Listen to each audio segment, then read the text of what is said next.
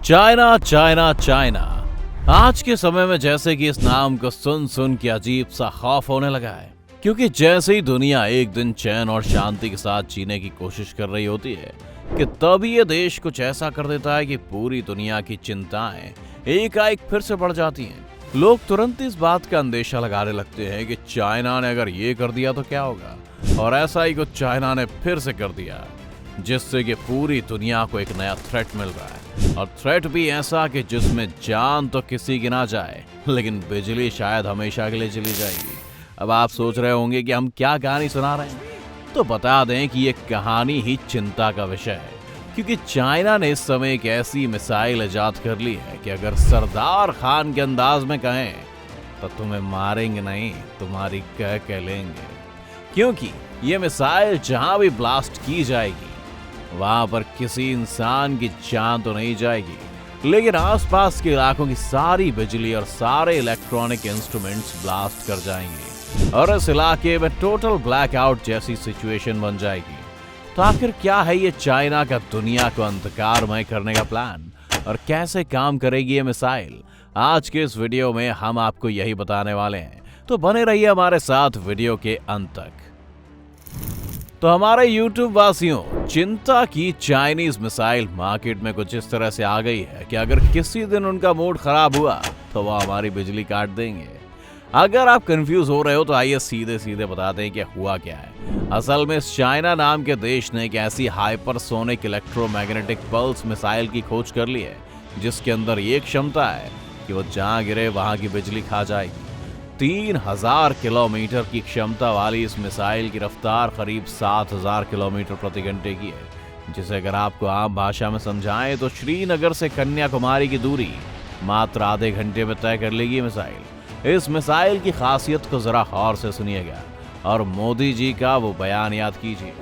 Cloud है, बारिश हो रही है, तो एक बेनिफिट है कि हम राडार से बच सकते हैं।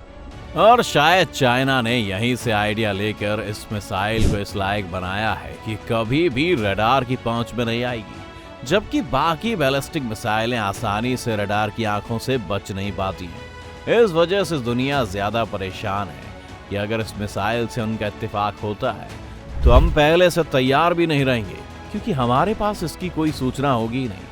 बात अगर इसकी रचनाकार की करें तो China academy of launching vehicle technology ने ही इस मिसाइल को इजाद किया है, जिसमें इस मिसाइल की खासियत बताते हुए ये कहा गया है कि हाइपरसोनिक होने के नाते ये मिसाइल बड़ी आसानी से वायुमंडल में बहुत नीचे उड़ते हुए बहुत लंबी दूरी तय कर सकती है।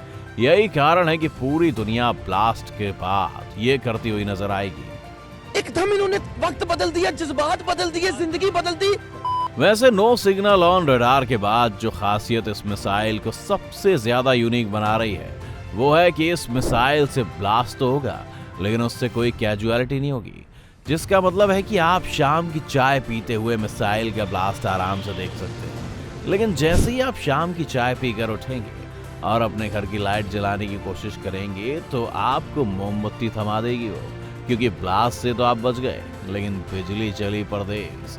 और अगर बिजली चली गई तो आज की डिजिटल दुनिया चलेगी कैसे, और एक तरह से हम एक कैद में फंस कर रह जाएंगे।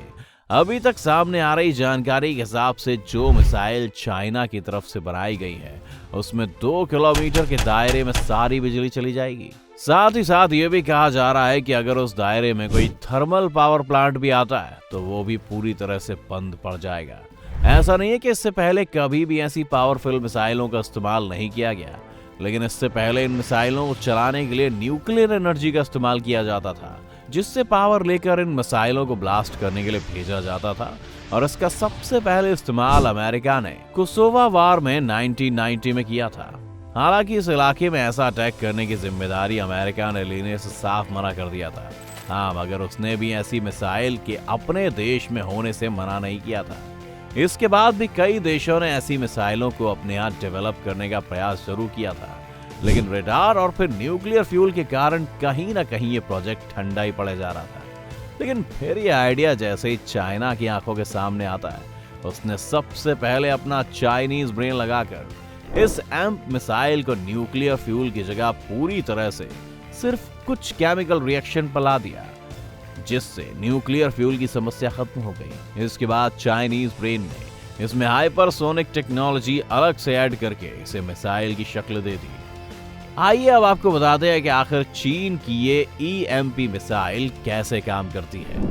तो होता कुछ यूं है कि जैसे ही इस मिसाइल को लॉन्च किया जाता है और वो टारगेट को मार्क करके सबसे पहले वहां तक पहुंचती है, तो फिर एक ब्लास्ट होता है और उस ब्लास्ट में होता सिर्फ इतना है कि एक गामा रेडिएशन होने लगती है। इस गामा रेडिएशन के कारण एयर में पॉजिटिव और नेगेटिव चार्ज फैल जाता है, इससे कि सारी एयर में आयन बन जाते हैं। और इससे होता कुछ यूं है कि जो भी इलेक्ट्रॉनिक और इलेक्ट्रिकल डिवाइसेस उसके एयर कांटेक्ट में आते हैं, उस डिवाइस पर भी पॉजिटिव और नेगेटिव चार्ज फैल जाते हैं, जिससे हाई वोल्टेज जनरेट होने लगती है और डिवाइस को ज्यादा पावर मिलने के कारण वो शॉर्ट सर्किट या ब्लास्ट कर जाती है और सब कुछ ठप पड़ जाता है और बिजली चली जाती है, जिस कारण वो इलाका अपने आप बिल्कुल कमजोर पड़ जाता है। चाइना के इस इम्प मिसाइल का तोड़ सारी दुनिया खोजने में लगी हुई है, लेकिन इस समय इसका जो तोड़ अवेलेबल है उसे अपने जमाने में जाने माने वैज्ञानिक फैराडे ने बनाया था, जिसे उन्होंने फैराडे केज का नाम दिया था। जिसमें होगा कुछ यूं कि जैसे ही वो आयनाइज्ड एयर इस केज के संपर्क में आएगी, तो उससे जितने भी चार्ज उस केज पर फैलेंगे, उसके काउंटर में उतने ही चार्ज केज अपने आप जनरेट कर लेगा, जिससे कि सारे चार्ज बैलेंस हो जाएंगे और कोई वोल्टेज जनरेट नहीं होगा। खैर, जाहिर सी बात है कि इतना बड़ा केज बना पाना अभी तो नामुमकिन है, लेकिन चाहे कुछ भी कहें, चाइना की ये EMP मिसाइल एक तरह से दुनिया के लिए थ्रेट ही बनी हुई है, जिसको लेकर परेशान होना बहुत जरूरी है, वरना ये आने वाले किसी भी वार में सबसे पहले तो हमें इतना कमजोर बना देगी कि हम चाइना की तरफ से इसके बाद होने वाले किसी भी हमले के लिए बिल्कुल भी तैयार नहीं रहेंगे।